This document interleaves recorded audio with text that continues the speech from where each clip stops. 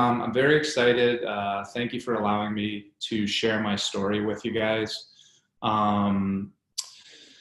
Yeah, as I said in that little video, I find often that I love to read kind of productivity books and stuff like that. And I find a lot of the people that write these books, often they don't share those, or they leave out those chapters that talk about that early on grind. You know, it's kind of like what they're doing now, but a lot of them came from similar backgrounds and a lot of adversity. So to be 100% honest, I want to just walk you through me being a 16-year-old to now 39 and kind of talk about some of the ups and downs that I've had in my life that allowed me to sit here today. I truly believe if you make an active choice to get better every day, you will get better every day. So I'd like to take a look at my timeline. I'll come back to this term Battleborn by the end of the presentation, but I was 16 years old when I experienced my first true bout of adversity. My parents noticed something was off. My schoolwork I've been struggling in school, and my performance in sports had dipped, and come to realize, number one, they thought I had no drive or no energy, their own words. But come to find out, it wasn't my work ethic. I actually had an overactive thyroid gland. It was 6 times the size of an adult's, giving me 6 times the amount of hormone that my body could tolerate. So imagine mono times 100 is kind of the way it hit me. So I had a routine surgery to remove this thyroid gland, which it's fairly standard. And while in recovery, watching TV with my mom, I heard a pop in my neck. And what that pop was a blood vessel breaking that set off a chain reaction of multiple blood vessels breaking in my neck. And the blood had nowhere to go, so it kind of reversed course and dripped down into my lungs.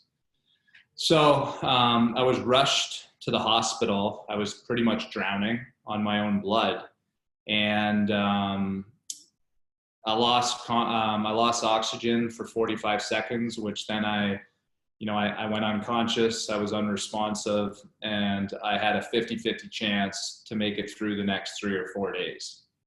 So obviously I'm sitting here, so I did pull through. I was in the hospital for 17 days. I went in the hospital at about 160 pounds, and within 17 days, I was down to 118 pounds, like a fraction of myself. Thinking back to this now, it's kind of weird. Me and Patrick have talked before. I have a unique ability of not living or dwelling in the past. So when I look back now, it's almost like a story that's been told to me so much that I know the story, but I don't really remember it or don't really think too much about it. But long story short, once I got out of the hospital, my parents and me were desperate to find that normal again. You know what I mean? And they really helped me with this. They encouraged me to get back into sports. So I started playing lacrosse again. And my dad hired me a personal trainer to try to get my body ready to experience hockey at the high level for the first time. And at that point, I would have been a 16-year-old boy playing with up to 21-year-old young men. So 1997-98, I was 16 and 17 years old. You guys will find that the only way I know how to relate to time is the season that I played for a sport and the age I was at that time. So when I was in the 1997-98 season, I was 16 and 17 years old. I made it.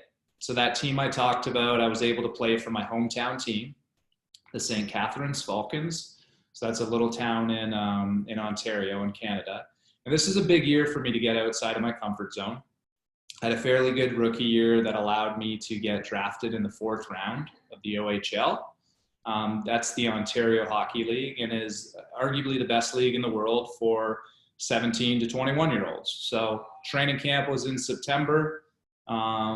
And that summer, I continued to work with that personal trainer to try to get my body ready for that camp. I also worked on my, my dad's car lot. I'm just going to say it. I don't know if I can say this, but I used to call myself lot bitch, because pretty much whatever the dealership needed, wash cars, put stickers on cars, remove stickers from cars the next day, whatever no one wanted to do, that I was forced to do that. So pretty much I would work from 7 a.m. to 3 o'clock, and then I'd sprint home at 3:30 to train with my cousin, who was kind of a standout university hockey player at the time, and that trainer, and we would kind of split the cost, because we were both kind of going after the same thing. He was just a few years in front of me, and my trainer really focused on developing kind of like sports specific programming for hockey. And this will become a big part of my story going forward. So think about at 16, kind of learning to train like a professional athlete is kind of where I'm going with this. So as you see, 1998, 99, I was a 17 and 18-year-old player. Oshawa year 1. In September, in that OHL team I was drafted to, I was able to earn a spot. So adversity struck again, though, pretty early.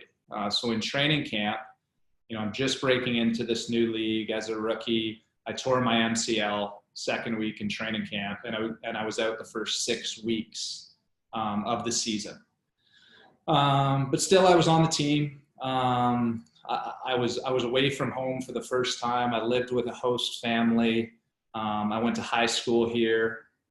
We would practice every morning, we'd go to school every morning and practice every evening. And our regular season was 70 games long. So it was kind of like a professional level season at a very young age. We would play 2 to 3 games a week. We would bus to all of our games. And sometimes we would get home as late as 4 a.m. in the morning and be forced to go to high school in the morning. So, I grew up a lot this year. You're away from home. You're living with a host family, and you're playing high-level hockey, and there is responsibility, but there's a lot of freedom. So you do grow up a lot that year. Second level of adversity in that season, I separated my shoulder, so I was out another 4 weeks. So this whole season was like coming back from something, and I didn't play many minutes in the games that I did play in. So I decided to continue to train hard that whole season, because I knew that I could be a little bit sore and play 1 or 2 shifts a game, but I could really prepare for that next season. So I actually went into training camp at 175 pounds. And by the end of the season, I weighed 190 pounds, because I just extended my summer training program and just tried to get stronger and stronger for that next year where I thought I could make an impact. Once the season ended, I went home, lived with my family.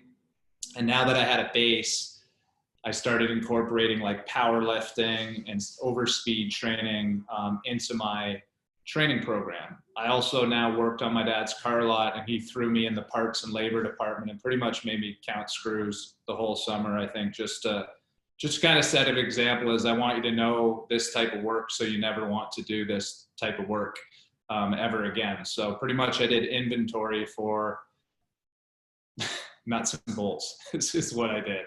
It was definitely the worst job I've ever had. Okay, so then I get to year 2 with the Oshawa Generals. I was able to put on an additional 5 pounds of muscle in that summer. So I came into camp at 200 pounds.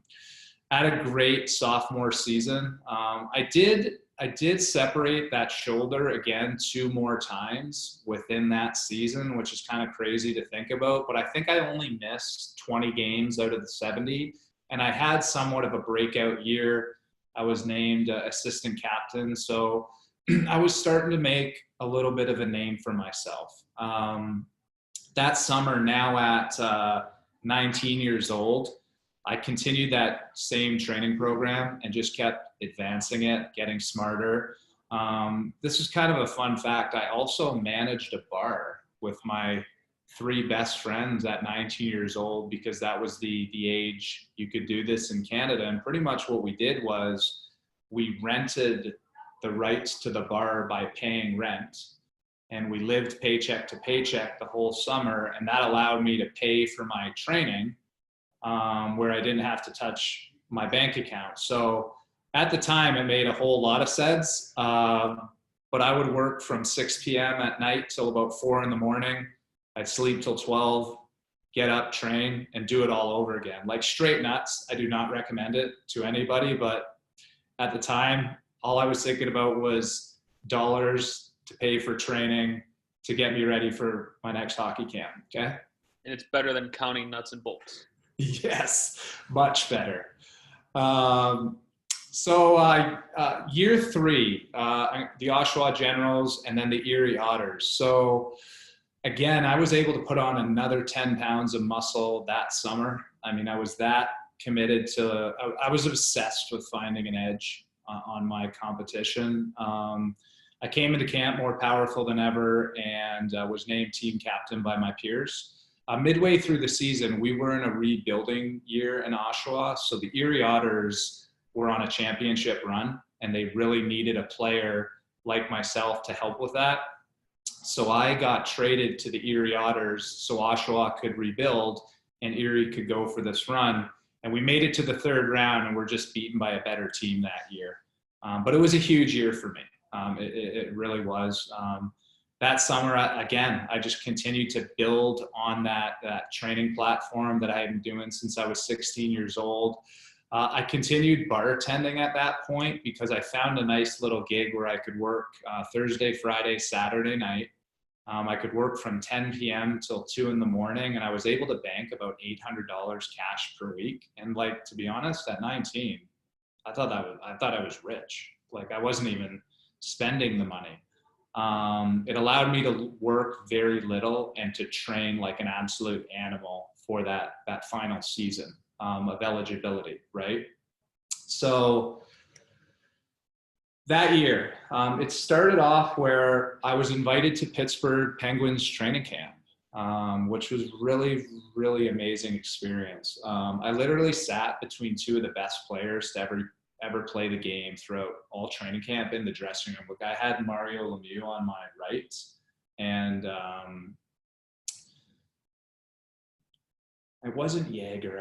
I had another great player that I sat beside, but the big one, I had Mario Lemieux sitting talking to me on a daily basis. And as a 20-year-old kid coming from Canada, like this was, you really couldn't write this. So it was the first time I experienced hockey at that professional level. So I was eventually cut from the Penguins, obviously, and then I was cut from their AHL team, and I was sent back to Erie.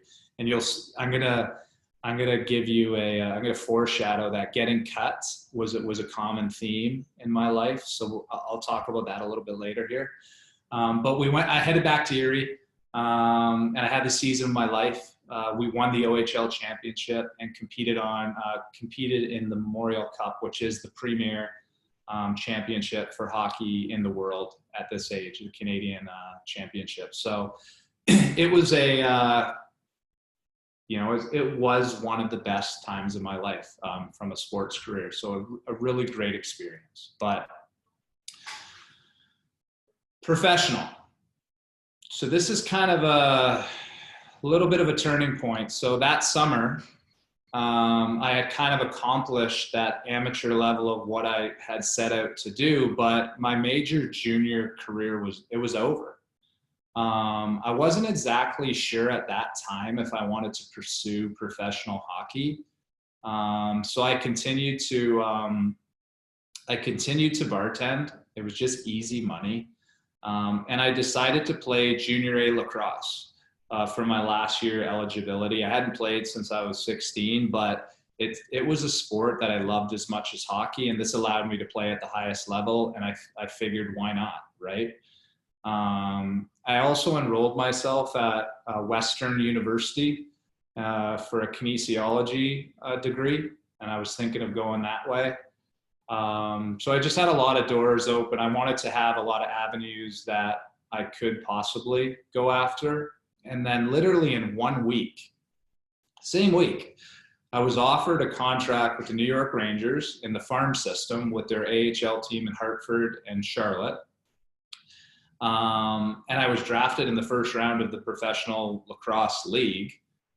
And so I decided, long story short, I decided not to go to school. I decided not to pursue lacrosse because there really wasn't anywhere to go with lacrosse. And I decided to chase that NHL dream. And I'll be honest with you guys, that contract was for 40,000 American, which I thought I was literally killing it. I thought I was rich. I'm like, hell yes, I'm going to go do this professional thing.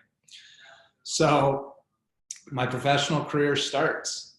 And yeah, I went to camp with the New York Rangers and was cut. Then I went to the Hartford Wolfpack and I was cut. Okay. And then I landed in Charlotte for my first professional season.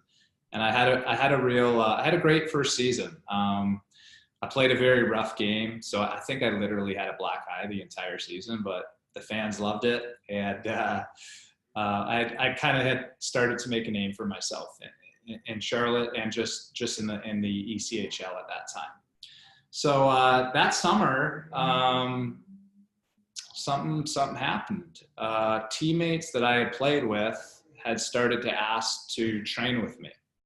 So they pretty much said, listen, Cullen, that was my nickname. They said, do you mind if I follow your training program? Because when I did show up to camp, I always had a little bit of an edge on my competition, just the way I treated the game off the ice. So I got a personal training certification at 21, 22 years old. And I started working with my teammates. I designed programs for myself and charged my teammates to use them. It made a whole lot of sense. And then I started working with younger players like myself that were in that junior league that I came from, that again wanted to follow similar training programs. Also trying to stay kind of ahead of the curve, I found a teammate of mine from Buffalo introduced me to a really gritty boxing facility downtown Buffalo. And I started doing this kind of unorthodox training that would translate onto the ice, just with a different discipline. And again, it was just trying to stay ahead, trying to always reinvent myself. I was just obsessed with that, gaining that edge. So year number 2, went to camp, cut. Went to Hartford's camp. I was cut again. I landed back in Charlotte, and my first game in Charlotte, after this breakout kind of rookie season, I dislocated my shoulder. So adversity again. So they told me that I had 2 options. I could try to rehab it, or I had to have season-ending rotator cuff surgery game 1. So I said, well, no, I'm not doing that. I'm going to try to rehab it. So I did rehab it. I worked my butt off and rehabbed it. And I was having a really great season. So I actually got called back up to Hartford and spent the whole year there. While I was up there, adversity again, I retweaked my MCL, that knee from that first year in junior. But it wasn't too bad. It was only about a 4-week injury. I didn't play much. I played 25 games total. I played 1 to 2 shifts a period, but the experience at that high level was something that built confidence down the road that kind of helped me out. That summer, I continued training amateur, collegiate, and now kind of professional athlete. So I kind of started to find this groove in this training. But to be honest, it was pretty easy because I was designing programs for myself and just teaching it to other people. All right, so year 3, went to camp with the Rangers, cut. Went back to the team I finished with, thought I had a great chance of staying. but it was the lockout year cut. I landed back in Charlotte for my third professional season. This was a tough year. My shoulder was popping out every game because it wasn't if I needed shoulder surgery, it was when I decided it was too much to deal with the pain on a daily basis. Like I had to have this shoulder surgery. So my team and I decided I had to have the surgery, but we also were really short players at this time. So I loved playing. I'd been doing it. So I agreed to help out the team and just play through January. So we had the surgery set up in late January, but I was helping out the team when we were short. I just decided to play. And I played a game in Charleston in late December. In the first period, I took a slap shot off my foot, and it hurt, like right off my instep, and it really hurt. But I didn't want to take off my skate because if you do, it swells up and you can't get your skate back on. So I just decided to keep this thing laced up and just kind of play through the pain. And with 30 seconds left in the first period, I caught a pass where a person tried to step up to hit me, and I saw him coming. So I dropped my shoulder and threw a big body check, but I heard a snap, and I separated my opposite shoulder of the shoulder I had to have surgery on, a grade 3 separation. So when I got back to the dressing room, long story short, I had a broken foot that I didn't know of, a grade 3 separated shoulder on the opposite side of the shoulder that I had a dislocated shoulder on. So I now had to move my surgery because I had to wait for my shoulder and foot to heal so then I could have season-ending surgery on my shoulder. Yeah, it was a gnarly time. I remember, honestly, and I'm pretty hard-headed, and I remember calling my dad in the stands because I actually had to finish watching the game, now in a boot with a sling on and a crutch on the one side. And I called my dad, and I remember him saying, "Brandon, like, how much longer can you keep doing this to yourself? Like, honestly." But I was not done yet. So I decided to rebuild myself that summer. I did not work that summer. I had banked enough money that I could decide to rebuild my body for the entire summer. And that's literally what I did. I got to camp. I was cut. I had to rebuild myself. I barely played that next season. So I landed back in Charlotte for my 4th professional season, and I had an overall great season, the best numbers I put up professionally, and it was just a great year. Had a great team too that I played with that year. So I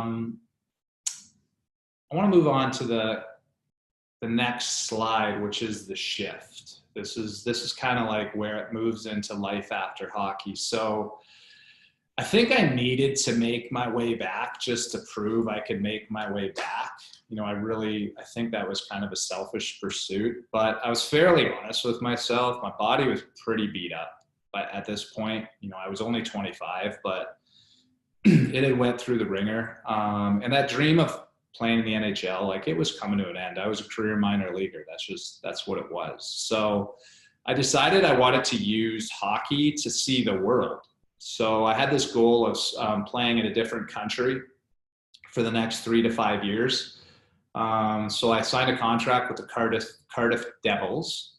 They were a Welsh hockey team who played in the British Elite League, and I was scheduled to report to training camp in October. So this is what I was going to do. I was going to go see the world and use hockey to do it. Then I got a call that the New York Islanders wanted me to come to camp, and I was like, okay. And my agent said they needed a tough kind of experienced player just to fill some roster spots because they were short players for exhibition games and camp and that. And even though you play in the minors, you get to a point where there's not really nerves anymore. So like, even though you're going up a level, you can kind of tolerate that type of it. So pretty much I was filling a role. So I said, why not? I mean, I'll see another organization. Plus, selfishly, I'm going to use this training camp to get myself in shape for the British Elite League. Well, as they say, all the stars aligned, and it just so happened that I played the best hockey at the right time in that camp. They needed a player like me, and I, in 1 week, I was offered an NHL contract and played my first 2 preseason games. But this is the point of the story where my story kind of shifts a bit. And if you guys watch that TED Talk, this is the part, so I hope I'm not boring you with the same story, but in my second game, I suffered a career-ending concussion. The last game I ever played was in Nassau Coliseum, and funny enough, it was against my old organization, the New York Rangers, with the New York Islanders. But I'm okay. I'm okay with that story. As I said, I really do believe I was a career minor leaguer that just had a real good week that worked out for me. So essentially, I was under contract with the New York Islanders, sent down to their AAA team, the Bridgeport Sound Tigers, but I was not able to play the entire season. And at this point, I did not know it was a career-ending concussion, right? So I did believe I was coming back. So I spent countless hours alone in my condo this season, and I decided to just keep moving. I created a website called Sweat with Brandon, the worst name in the history of fitness ventures ever. I second that.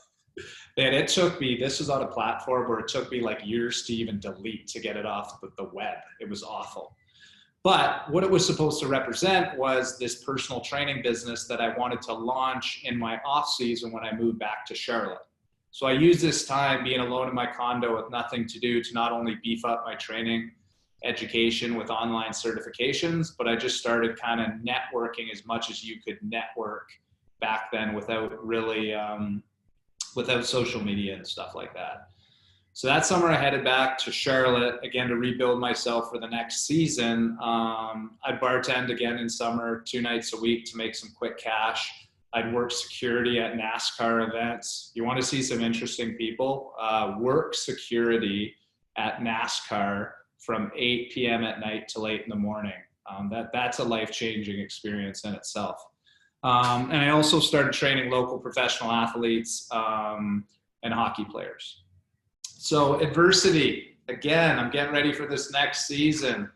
And I thought I'd recovered from my concussion. I felt good, but when I got to camp, all my symptoms kept coming back. I couldn't shake these dangerous fogs, I couldn't shake this fog that seems to cripple a lot of people that struggle with post-concussion syndrome. And it was this simple. I went into my neurologist's office and he said, Brandon, I'm never going to clear you to lace up your skates ever again. He was a blunt guy, which I appreciate, but that's kind of how I got the news. And I can remember this vividly. I literally walked out of the office, and before I had reached the car, I had decided I'd moved on. I didn't care. Hockey career is over. I'm moving on. Again, like I said, I have this unique quality that's good and bad at times, to not dwell on the past too much and just keep moving forward. So again, very similar to that last season, I was under contract with the team, but I couldn't play. So I spent a lot of time in the stands. Let me back up. So I had a real understanding coach named Derek Wilkinson at the time. He gave me the freedom to begin to build a career after hockey. So yeah, I was under contract with the team and I was supporting, showing up at games and all the events, but he allowed me to do things. So I started running athletic boot camps for women in the morning. I was able to train about 40 women 4 days a week at 5:30 a.m. for the entire season. I also invested in some informal kind of like business education that taught me about marketing, asset protection, and real estate investing. And I joined breakfast groups, Chamber of Commerce, and I went to countless networking events. I was trying to figure it out. So I just I was trying to get fires started everywhere. Yeah, I went to every game to support my teammates, but I was supporting from afar. You know, I was already looking to this next part of my life. And it was at this time that I struck the beginnings of a very strong friendship with my now business partner, Kirk DeWalt. He spent a good chunk of the year coming back from an injury too. So we spent time in the stands together and talked a lot about life after hockey. Fitness was a huge part of his game too, and a huge part of his life. So we looked into opening a gym together. Kirk was at the end of his career. He was actually retiring, and my career was already over. So the new path, 2007 or 2008 to 2011, when we left the game, we decided to jump into the CrossFit world, if you guys are familiar with it. And this is long before it was cool to CrossFit. To kind of put it in perspective, we were involved in the second affiliate gym in Charlotte, the 125th in the entire world. And to put that again in perspective, I think there's about 90 CrossFits in Charlotte now and probably 20,000 in the world. And then so we were part of two CrossFits, and we opened one CrossFit and opened a standalone gym in 2009. In year one, we paid ourselves $800 a month, just enough to pay the bills. And in year two, I think we bumped it up to a modest $1,200 a month. And that's kind of how we lived for those 2 years. Taught every class that there was available. I also began to invest in real estate. And so this led me, with all of this education that I kind of tried to pursue on my own, over the next 5 to 6 years, I ended up flipping about 9 homes. And I was just doing this to stay afloat, you know, as I was trying to build a career. I really didn't know what was next. And what I did was, every time I would flip a property, I would immediately roll it into something else. So I would never keep any of the profits. I would just roll it right into the next property. So the pivot, 2 years into our journey, Kirk and I decided to make a major pivot. We saw a hole in the fitness industry, and we just decided to go after it. We sold our profitable CrossFit gym, which left us no room to fail, or I guess all the room to fail too, and decided to form a new company, and Metabolic was born. And since 2012, Kirk and I have been refining our baby, Metabolic, and we've made every single mistake you could ever imagine in doing it, but we kept pushing. We now franchise our business model. We have 12 locations open. We have 13 in development. And last night, we actually just signed a new 3-location deal in San Antonio. And our goal is actually to get to 300 locations by 2025. And what I'm trying to accomplish here now, guys, is obviously you can see none of this happened overnight. Even, you know, the training early on that eventually got me into being a trainer. A lot of my friends and family, they'll look at you and be like, wow, you guys are doing really well. Like, when did you start that thing? A couple of years ago? I'm like, not quite. So the big thing I want to get across here is to keep grinding. You know, the only reason I tell you my side of this story is there's nothing special about me or my business partner. To be honest, neither of us went to college. Part of our hockey career kind of removed that opportunity. And sure, we work hard, but more importantly, we just choose to get better every day. And you can make that exact same choice. As I said at the start of this rant, if you actively make the choice to get better every day, I truly believe you will get better every day. And the ultimate priority is to just keep moving forward. So the one thing you've seen on all these slides, this term Battleborn, the one thing I love more than fitness is music. And if you know the group named The Killers, they have this song that's called Battleborn. And I want to leave you with a quote. Actually, it wouldn't be a quote. It would be a set of lyrics that really speak to me. I'll be honest. I probably crank it on the way to work a few days a week. But I also think it frames up this presentation pretty well. And it goes something like this. Up against the wall, there's something dying on the street. When they knock you down, you're gonna get back on your feet. And then you hear something in the background screaming, no, you can't stop now. And then it breaks into, when they break your heart and when they cause your soul to mourn, remember what I said, boy, you was battle born. So I love that song.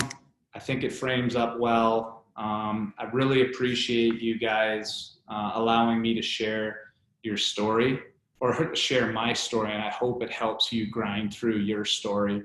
You too are battle born. All you need to do is just keep moving forward. Brandon, thank you so much. That was awesome. I thought you were going to sing that song. I almost did. It was close. Really amazing stuff. Thank you so much. For our students, clearly there's a couple reasons as to why we wanted Brandon to close it out. We're all going through adversity. You know, I think, you know, a lot of us are sports fans, and as sports fans, we don't see what you as the athlete experience, which is each time you have an injury, like that's a sense of failure. Like your body is failing you in some way, shape, or form, right? Like those are all setbacks you had to push through. So I think there's a clear arc of adversity throughout your playing career. And every time you got injured, you had to just keep grinding through it, right? Or every time you got cut, you just had to keep grinding through it. And I think that's a great parallel to what a lot of our students are struggling with today, what we're all struggling with today, which is COVID is an injury, physically, mentally, emotionally, and your ability to keep grinding through it was really awesome. So thank you for sharing. Thank you. You know, I think the other parallel that I want to make sure that we highlight for our students is training. So if you can trace back, Brandon's secret sauce wasn't he was the biggest, the strongest, the fastest, or knew how to count nuts and bolts. It was his off-season training regimen. So I guess, Brandon, I might ask you that question, like parallel that now to students before they're starting their career, like talk through what they could be doing now to train for their career. So I'm going to throw a little bit of a counter argument at some things that I see in the world today, and not in a negative way. I don't want it to go this way, but I think there's this crave for a work-life balance right now out there. And I do understand that, like on the human level, and I do actually practice that. Like for instance, when I go home at night, my work doesn't come home. I like to come into my office, put everything to there, and when I go home to put everything towards my family life at home. But this idea of like having all this balance out there, I've also found that all the strides that I've made in my life have been behind closed doors when nobody's watching. It's not glamorous. And I just, everything I've ever got out of my life has been from hard work. So if you have the opportunity, you have the opportunity to decide what you do in your off hours and in your off season. And I would just suggest using those hours. Use those hours. We all feel like we're on the bench right now, or we all feel like we're not making the progress that we want, or that our internship or our career isn't taking shape the way that we want. And you can dwell on it and moan about it, or you can use it as an opportunity to train yourself to get stronger, to get better mentally, emotionally, physically, and to be prepared so that when we're out of this and we can get back into the game, you're going to be, season ready. So I guess that's just one kind of parallel that I think it's important for our students, is to look at this as the off season, not as the game is over forever. It's simply an off season, and what you do now is going to dictate your future success. Well, thank you again, Brandon. I really appreciate it. Thank you to everyone that joined us. We've got a closing remark video that I want to share with you here. shortly. But can't tell how much we appreciate your attendance today. This is the first of hopefully many programs that we'll have for college students. And once again, thank you to Matt Balak, who's a proud sponsor of Sports Biz Camps as well. I think that's the beauty of this partnership, is Brandon's passionate about sharing. And obviously their business is passionate about kind of lifting up the next generation of people. So thank you so much, Brandon. Yeah, thank you guys. I feel fortunate to actually be sitting in the position to share it. So thank you for tolerating me or listening to me. So thank you. Yeah, and thank God your shoulders are still on you, because you had a lot of challenges with those shoulders, man. All right, guys, thank you very much, Brandon. We'll talk to you later, and then I'm going to share this video, guys, and we'll say goodbye.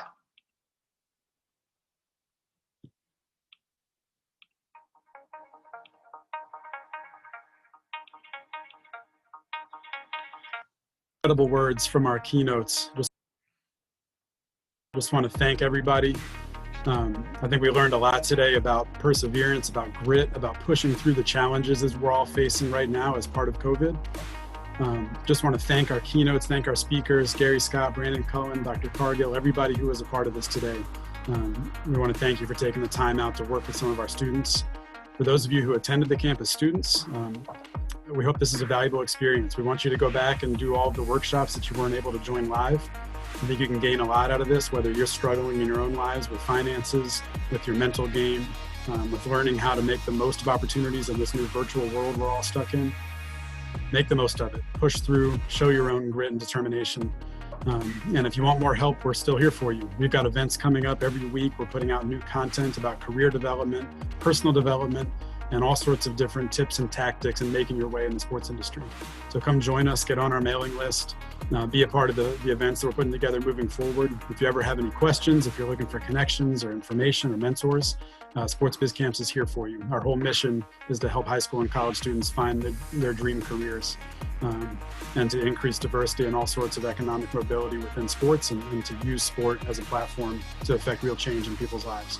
So thank you again, and we'll see you all again soon.